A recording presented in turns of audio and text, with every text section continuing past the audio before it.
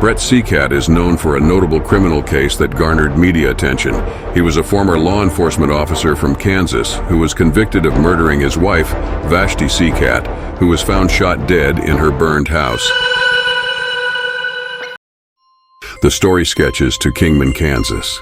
It is a very quiet suburb with population of only around 3,000 people. Kingman is on the list of the top 10 best places to retire. Overall, it is known as the best place to live as a family. This is where Brett Seacat and his wife Vashti, a family of 4, decided to move in this suburb. Brett and Vashti were high school lovers. They know each other for a very long time and decided to get married in 2004. By the time in 2011, they had 2 kids now aged 2 and 4.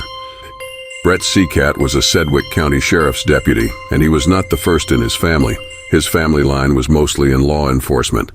He later became a trainer at the Kansas Law Enforcement Training Center, while his wife was a devoted mother who loved kids. She liked kids in general, even anyone in the neighborhood. According to her, these were the innocent souls. On April 30th, 2011, firefighters receive a phone call from Brett Seacat that her wife shot herself and set the house on fire. Firefighters came inside the house after taking control of the fire. They have found 34-year-old Vashti lying in her bedroom with a gun beside her. The gunshot wound in her head can be seen, but there were more gunshot wound in her chest and thighs, which was later determined that the heat of the fire set the gun off. A gasoline container was found on the scene that confirmed that the reason of the fire was arson. This case was now handed over to the Kansas Bureau of Investigation, where they investigated that, in the years leading up to the crime, there were reportedly strains in their marriage, including financial issues and marital discord. Reportedly, there was block party planned just a few days before the fire incident, which was later canceled by Brett Seacat as Vashti was filing for a divorce. Police questioned Brett Seacat for several hours, where he told that his wife was not mentally stable recently as she was struggling from depression. He added that she had been taking some medicines for weight loss which had the side effects of depression. He further added that this was the reason she was acting weird too, as one day they were watching TV and she asked, "What is the best gun to shoot in the head?" Police did find the medicines in Vashti's bedroom that had the side effects of depression. He said that, on the day of the fire, he was on the couch and she was in her bedroom. He heard a gunshot and went straight to the bedroom where she was lying, and the room was on fire. This is where he picked up his kids, went outside and called fire brigade.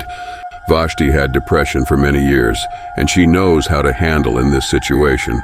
She would work long hours at the Cox Communications for her family to live a comfortable life. In 2010, they went to a marriage counselor where Vashti kept going, trying to make the marriage work, but Brett stopped going. Police also find a note where she says goodbye to Brett and her kids before her death. According to Vashti's friends and family, she cannot hurt herself by risking the house on fire with her kids inside the house. She is a type of woman that would fight for her children. It does not make sense that she just leave their kids like that. Vashti started working on herself. She started dieting and exercise and was hopeful for her future in which there was no Brett. Police also asked the counselor, which added that Vashti was out of her depression and was looking to moving on in her life. She was very hopeful that she would get the custody of her children and wanted a divorce as she was tired of getting this marriage to work. Brett, on the other hand, did not want to lose her and the kids. 10 days before her death, she told her counselor that Brett might do something prior to divorce. She also told that one day Brett came up to her and said that he had a dream in which he killed her. He said that with a very cold sorrow look. Brett was upset prior to divorce as he knew his chances of custody are little. Police found some papers on the night of the fire, which contains investigations about murder and suicide, how to determine the difference between murder and a suicide. When asked Brett, he added that this is the papers from his work that he had brought.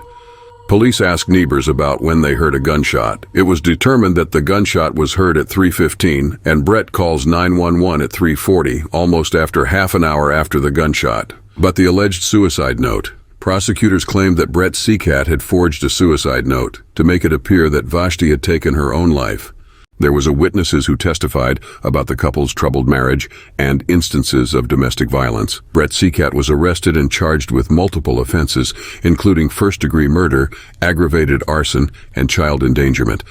The trial took place in 2013 and garnered significant media coverage due to the salacious details of the case. During the trial, the prosecution argued that Brett had motive and opportunity to kill his wife to avoid the potential consequences of the divorce and custody battle. They presented evidence that he had intentionally started the fire and manipulated the scene to make it appear as a suicide. The defense, on the other hand, maintained that Vashti had been depressed and had set the fire herself. They argued that she had committed suicide due to her emotional state and struggles. In June 2013, Brett Seacat was found guilty of first-degree murder, aggravated arson, and 2 counts of child endangerment. He was subsequently sentenced to life in prison without the possibility of parole for 51 years. The Brett Seacat case highlighted the complexities of domestic violence, manipulation, and the profound impact that such dynamics can have on individuals and families. The tragedy shed light on the challenges of identifying and addressing domestic abuse and controlling behaviors within intimate relationships. The case also served as a cautionary tale about the potential consequences of domestic violence and the lengths some individuals might go to in order to maintain control over their partners, even resorting to extreme acts of violence. Support us for more videos.